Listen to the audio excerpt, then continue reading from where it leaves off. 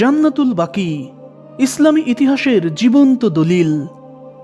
এখানেই শুয়ে আছেন রাসূল সাল্লাল্লাহু আলাইহি ওয়াসাল্লামের কলিজার টুকরো কন্যা, জান্নাতে নারীদের সর্দার মা ফাতিমা রাদিয়াল্লাহু তাআলা আনহা। এই মাটিতেই শুয়ে আছেন রাসূল সাল্লাল্লাহু আলাইহি ওয়াসাল্লামের আদরের নাতি, জান্নাতি যুবকদের সর্দার ইমাম হাসান রাদিয়াল্লাহু তাআলা আনহু। শুধু তাই নয়, এখানেই শুয়ে আছেন ইসলামের তৃতীয় খলিফা হযরত ওসমান রাদিয়াল্লাহু তাআলা আনহু সহ 10,000-এরও বেশি সাহাবী, আহলে বায়েত এবং নবী পরিবারের সদস্যরা। হ্যাঁ দর্শক, বেঙ্গল ডিসকভারির পর্দায় আজ আপনি জানতে যাচ্ছেন জান্নাতুল বাকির ইতিহাস। বরাবরের মতোই সঙ্গে আছি আমি জুবায়ের আল মাহমুদ।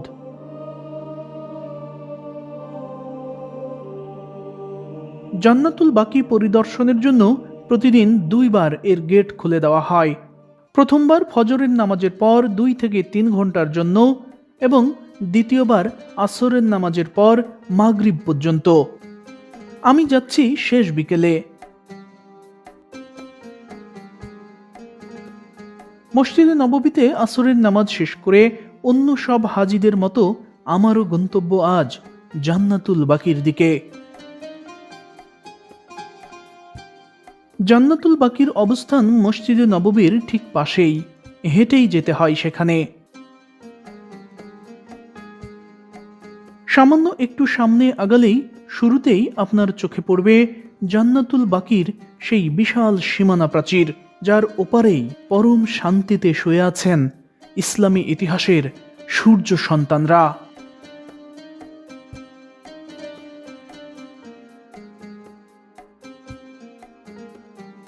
একটু দূরে হাজিদের যে জটলা দেখা যাচ্ছে, ওখানেই রয়েছে প্রবেশদ্বার। হাজিদের উপস্থিতি যেহেতু বেশি, তাই আপনারা যারাই এখানে আসবেন তারাই নিজ নিজ দায়িত্বে অত্যন্ত সুশৃঙ্খলভাবে, সারিবদ্ধভাবে ধীরে ধীরে আগানোর চেষ্টা করবেন। খেয়াল রাখবেন আপনার ধাক্কাধাক্কি বা অসাবধানতার কারণে অন্য কোনো হাজি যেন কষ্ট না পান।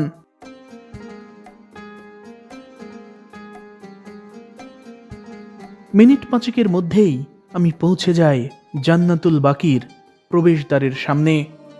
এই গেটের ওপাশেই রয়েছে ধূসর পাথুরে মাটির সেই প্রান্তর, যা দেখলে আপনার হৃদয় কেঁদে উঠবে।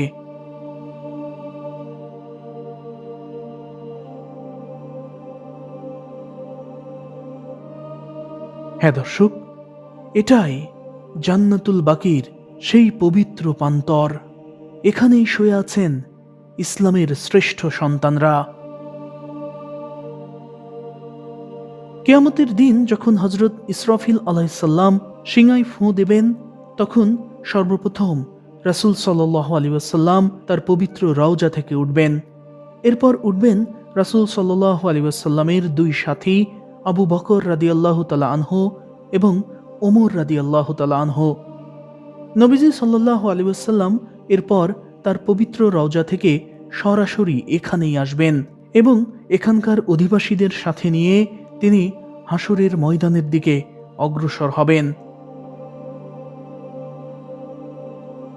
শুধু তাই নয়, হাসরের সেই কঠিন দিনে জান্নাতের জন্য রাসূল সাল্লাল্লাহু আলাইহি ওয়াসাল্লাম এই মাটিতে শুয়ে থাকা প্রত্যেকের জন্যই আল্লাহর কাছে শাফায়াত করবেন। সেদিন এখানকার অধিবাসীদের চেহারা পূর্ণিমার চাঁদের মতো উজ্জ্বল হবে। পূর্ণিমার চাঁদ যেমন রাতের ঘুটঘুটে অন্ধকারকে পরাজিত করে চারপাশে দ্যুতি ছড়ায়, হাসরের ময়দানেও জান্নাতীদের মুখমণ্ডল তেমন ভাবেই জ্বলজ্বল করবে। তাদের চেহারা থেকেও দ্যুতি ছড়াবে।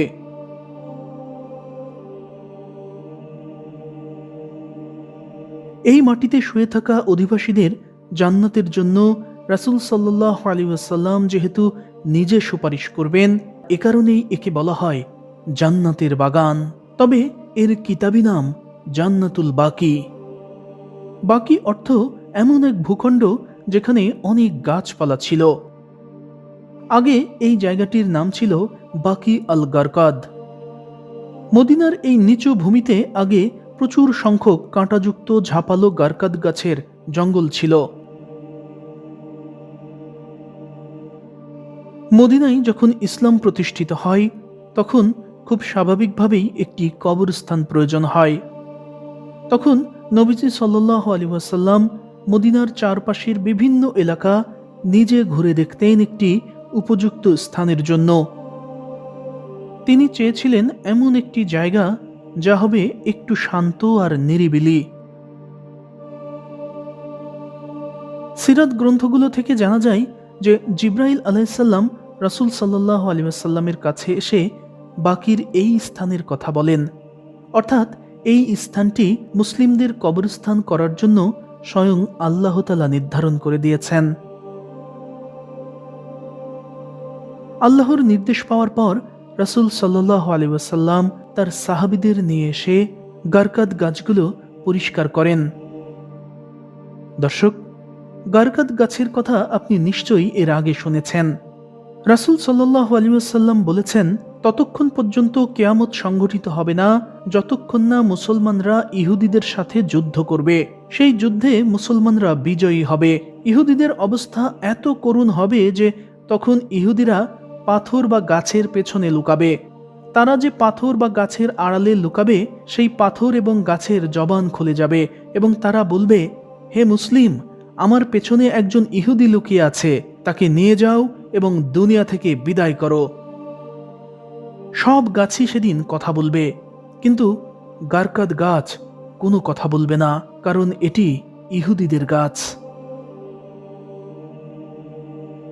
জান্নাতুল বাকিতে প্রথম দাফন করা হয় রাসূল সাল্লাল্লাহু আলাইহি ওয়াসাল্লামের অত্যন্ত প্রিয় একজন মুহাজির সাহাবী হযরত ওসমান বিন মাযুন রাদিয়াল্লাহু তাআলা আনহুকে। তাকে দাফন করার সময় রাসূল সাল্লাল্লাহু আলাইহি ওয়াসাল্লাম অত্যন্ত ব্যথিত হয়েছিলেন। তিনি মরদেহের কপালে চুম্বন করেন। এ সময় নবীজির চোখে অশ্রু ঝরছিল।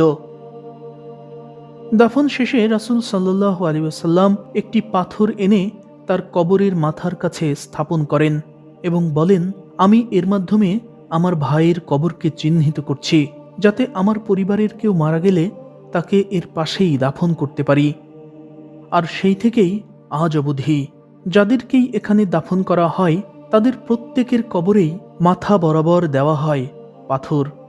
অর্থাৎ আজ আমরা এখানকার কবরগুলোই এই যে পাথরগুলো দেখছি তা আসলে রাসূল সাল্লাল্লাহু আলাইহি ওয়াসাল্লামের একটি সুন্নত হিসেবেই দেওয়া হয়।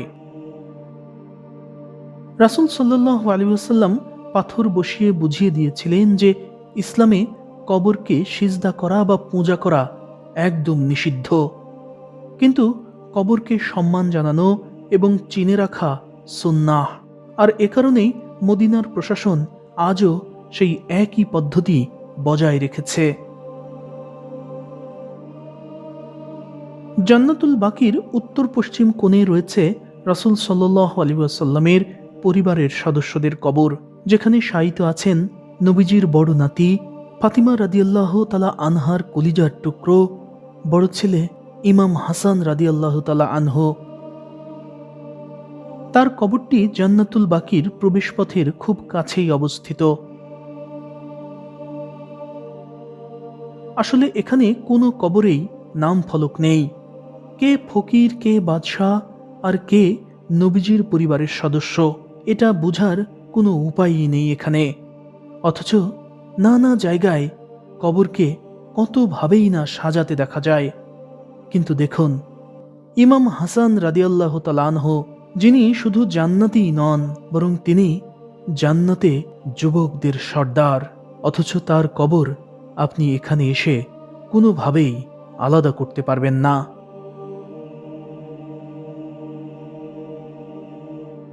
শুধু ইমাম হাসান রাদিয়াল্লাহু তাআলা আনহুই নন, অধিকাংশ ইসলামিক স্কলারদের মতে জান্নাতুল বাকিতেই রয়েছে রাসূল সাল্লাল্লাহু আলাইহি ওয়াসাল্লামের কলিজার টুকরো জান্নাতে নারীদের সর্দার ফাতিমা রাদিয়াল্লাহু তাআলা আনহার কবরও। রাসূল সাল্লাল্লাহু আলাইহি ওয়াসাল্লামের স্ত্রী মা আয়েশা রাদিয়াল্লাহু তাআলা আনহার কবরও এখানেই রয়েছে। দর্শক, ধারণা করা হয় যে এই কবর দুটির একটি রাসূল সাল্লাল্লাহু আলাইহি ওয়াসাল্লামের স্ত্রী মা আয়েশা সিদ্দিকা রাদিয়াল্লাহু তাআলা আনহার এবং অপরটি রাসূল সাল্লাল্লাহু আলাইহি ওয়াসাল্লামের কন্যা ফাতিমা রাদিয়াল্লাহু তাআলা আনহার কবর, এবং কবর দুটির অবস্থান নবীজি সাল্লাল্লাহু আলাইহি ওয়াসাল্লামের রওজার খুব কাছে। আর গুরুত্বপূর্ণ ব্যক্তিদের কবর বলেই এটা সংস্কার না করে যেভাবে ছিল সেভাবেই রাখা হয়েছে, কিন্তু নাম ফলক না থাকায় স্পষ্টভাবে বলা যাবে না যে এটাই উনাদের কবর। এটা আসলে ধারণা করা হয় মাত্র।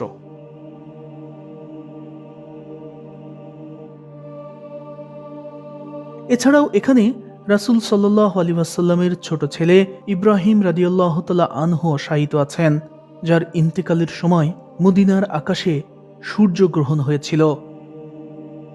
সূর্যগ্রহণের সেই দৃশ্য দেখে মদিনার লোকেরা তখন বলাবলি করতে শুরু করে যে নবীজির সন্তানের বিরহে সূর্যগ্রহণ শুরু হয়েছে।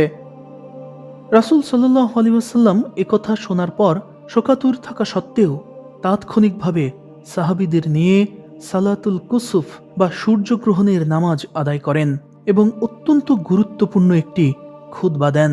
তিনি বলেন, নিশ্চয়ই সূর্য এবং চন্দ্র আল্লাহর নিদর্শন সমূহের মধ্যে দুটি নিদর্শন, কিন্তু কারো জন্ম বা মৃত্যুর কারণে সূর্যগ্রহণ বা চন্দ্রগ্রহণ হয় না। দর্শক, ইসলামে যে কুসংস্কারের কোনো স্থান নেই, রাসূল সাল্লাল্লাহু আলাইহি ওয়াসাল্লামের এই হাদিস আমাদের সেটাই শিক্ষা দেয়।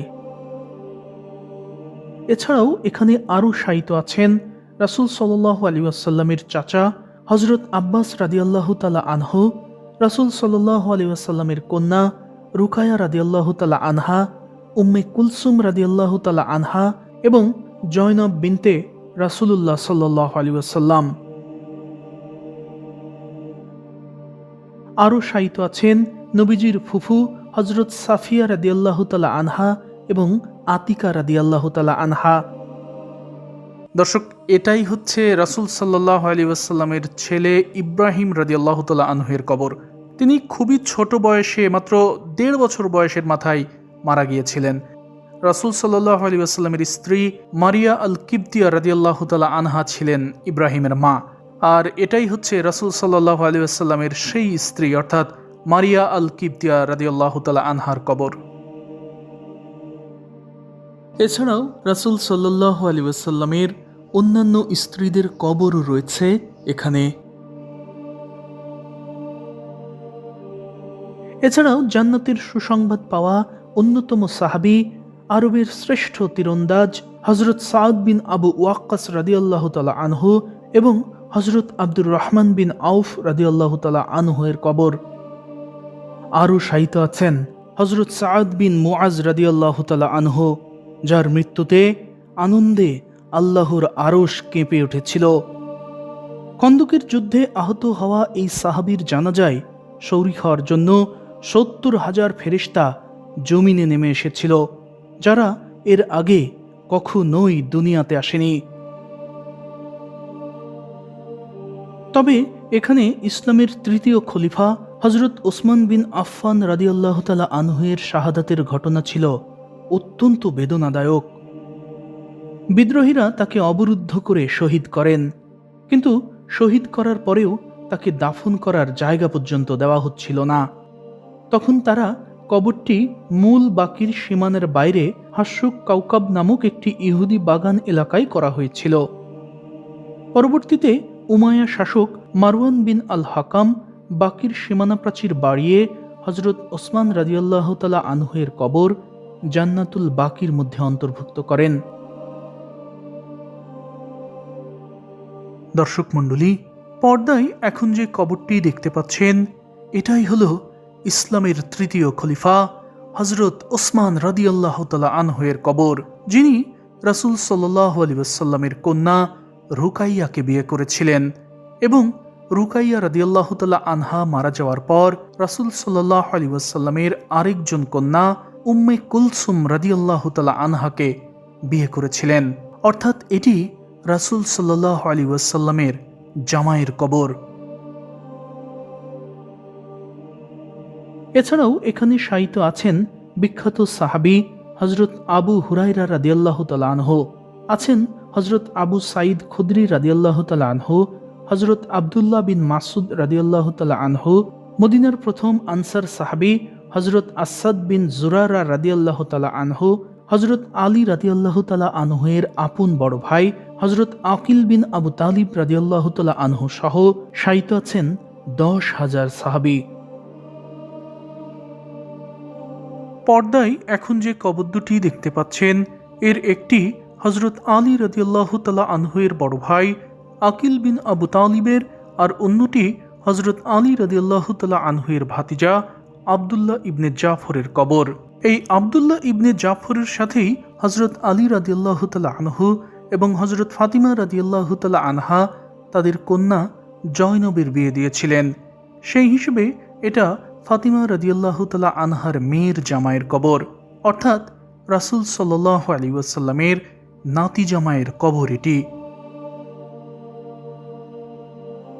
এছাড়াও এখন যে কবরটি দেখতে পাচ্ছেন, এটা রাসূল সাল্লাল্লাহু আলাইহি ওয়াসাল্লামের আদরের নাতি হুসাইন রাদিয়াল্লাহু তাআলা আনহুয়ের ছেলে জয়নুল আবেদিনের কবর, অর্থাৎ এটি ফাতিমা রাদিয়াল্লাহু তাআলা আনহার নাতির কবর।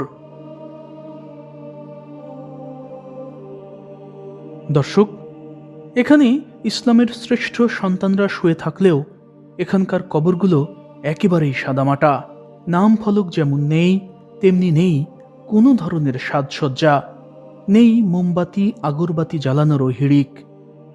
অথচ এই মানুষগুলোর জন্যই হাসরের ময়দানে জান্নাতের জন্য শাফায়েত করবেন স্বয়ং রাসূল সাল্লাল্লাহু আলাইহি ওয়াসাল্লাম। শেষ বিচারের সেই কঠিন ময়দানে আল্লাহ তাআলা তার প্রিয় হাবিবের সেই সুপারিশ কবুল করে নেবেন। আর এ কারণেই বলা হয়, এখানে যারা শুয়ে আছেন তারা প্রত্যেকেই জান্নাতি।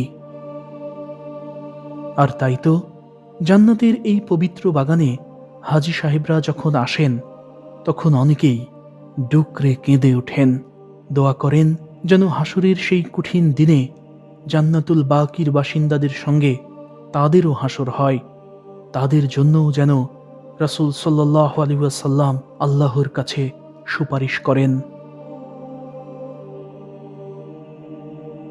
সৌদি আরবের নিয়ম অনুযায়ী কোনো বিদেশি হাজি যদি মদিনার মাটিতে ইন্তেকাল করেন, তবে সাধারণত তার মরদেহ নিজ দেশে পাঠানো হয় না, যদি না পরিবার খুব বেশি জেদ করে। অবশ্য আজ অবধি একটি পরিবারও একজন হাজিরও মৃতদেহ দেশে নিয়ে যায়নি।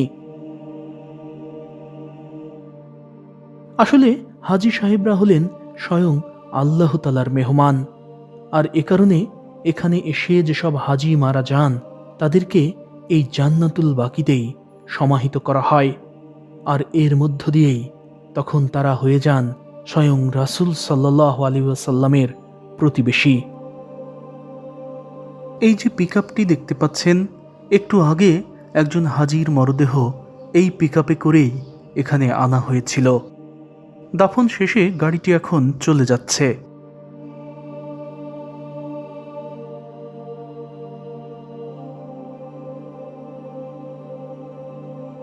একটু দূরে যে সবুজ গম্বুজটি দেখতে পাচ্ছেন, ওখানেই শুয়ে আছেন আমাদের প্রিয় নবী হযরত মুহাম্মদ সাল্লাল্লাহু আলাইহি ওয়াসাল্লাম। কিয়ামতের সেই কঠিন দিনে রাসূল সাল্লাল্লাহু আলাইহি ওয়াসাল্লাম ওখান থেকে উঠে শুরুতেই সরাসরি এই জান্নাতুল বাকিতেই আসবেন এবং হাসরের ময়দানে এই মাটিতে শুয়ে থাকা সবার জন্য আল্লাহর কাছে সুপারিশ করবেন। আর এ কারণে এখানে এসে কোনো হাজি যদি মারা যান, তাহলে তার মৃতদেহ কোনো পরিবারই দেশে নিতে চায় না, কারণ এখানে সমাহিত হতে পারাটা চরম সৌভাগ্যের।